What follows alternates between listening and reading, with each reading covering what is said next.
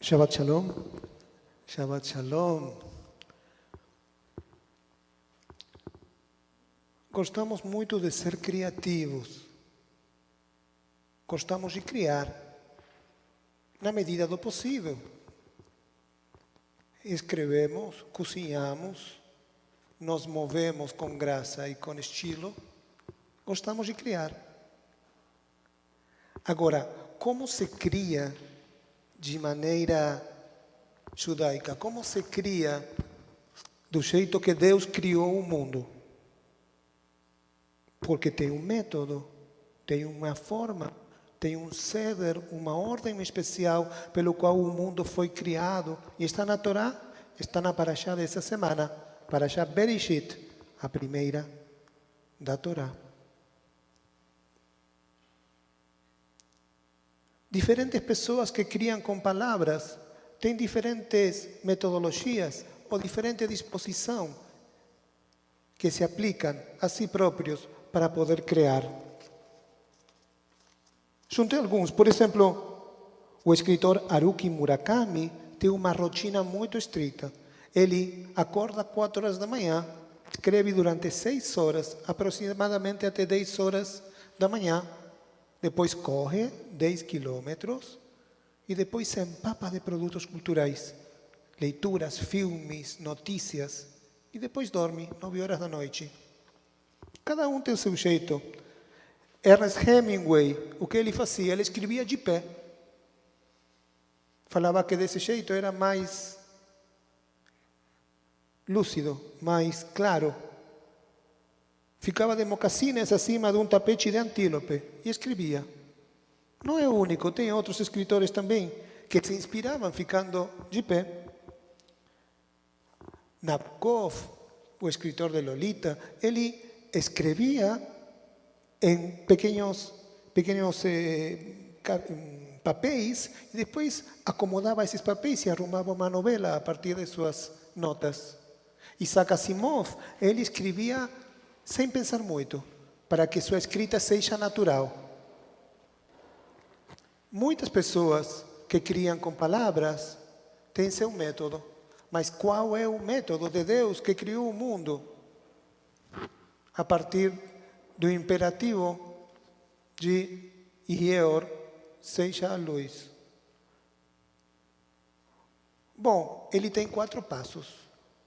E vou passar para vocês quais são os 4 passos da criação, diferente dos que habitualmente nós utilizamos, segundo Deus.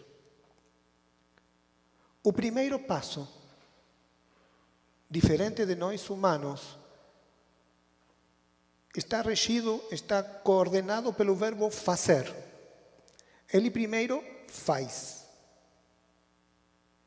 E há 3 psukim, 3 versículos do primeiro capítulo, do capítulo da criação. O 7, o 16 e o 25 que começam desse jeito. E Deus fez tal coisa, e Deus fez tal outra, e Deus fez as luminárias do céu, o sol e a lua e as estrelas. Esse fazer é um fazer automático, que parece ser muito determinado. O plano de como se faz está implícito na obra divina. E não tem um período anterior a fazer, como nós temos, de preparação, de planejamento. Ele é todo-poderoso, nós não. Há um segundo momento, no método de Deus para criar.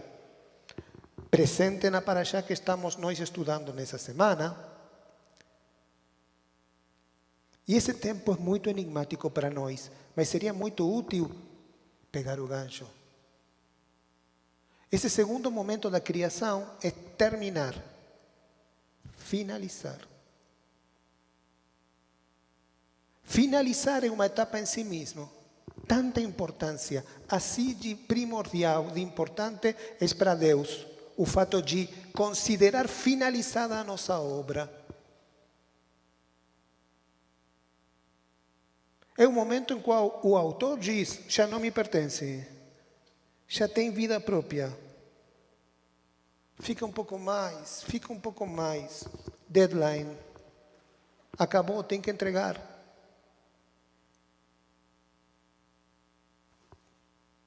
E essa decisão de deixar ir, essa liberação da obra, entrega a obra de parte do autor, uma carta de alforria, uma existência independente, uma vida que já não é nossa. Insisto, seja um prato, um poema, uma dança, um livro, uma pintura, um exame. A nossa obra já foi e já não é nossa, já não é nós, é outra coisa, para outros, para o mundo, para si própria. O terceiro momento da criação para Deus é contemplar. Uma vez decretado que isso que criamos já não é nosso, se contempla e se avalia. É claro que é maravilhoso, fomos nós que fizemos, mas mesmo assim, se contempla e se avalia. Saiu bonita, saiu bonito, mas na próxima poderia fazer tal outra coisa. Esse momento de contemplação do próprio, que já é alheio, é um tempo que tem se comprimido até quase desaparecer nos nossos dias. E que abre passo a um quarto momento, o último, do processo de criação segundo Deus. Esse último momento é o momento de abençoar. E uma vez abençoado, se tudo dá certo, de santificar a nossa obra. Já não é nossa, já temos contemplado ela, e agora podemos vinculá-la com o divino, fazer uma ponte, um elo com aquilo que transcende a nossa existência e está em outra dimensão. Incorporar algo divino dentro de nossa obra. Se profere uma brachá, se pensa uma brachá, se faz uma brachá específica para isso que acaba de sair de nosso intelecto, de nossas mãos, de nosso tempo, de nosso esforço, e que é a nossa obra. E isso a faz especial. E isso a faz elevada.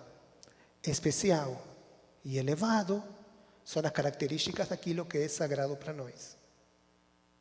Aquilo que alguma vez foi comum, mas que pela nossa atenção e nosso esforço se ha constituído em algo absolutamente único, é especial.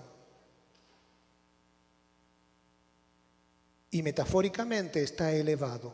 Especial e elevado é Kadosh para nós. O processo de criação para Deus é digno de ser imitado. Ok, nós precisamos preparar, planejar, organizar antes. Deus já vem com o plano feito em sua totalidade. Pero não é suficiente com dizer, temos que fazer e temos que terminar e temos que contemplar e temos que abençoar. Nossas criações, então, pessoas, objetos, ideias, músicas, serão, portanto, santas, quanto santo é esse Shabbat Shalom.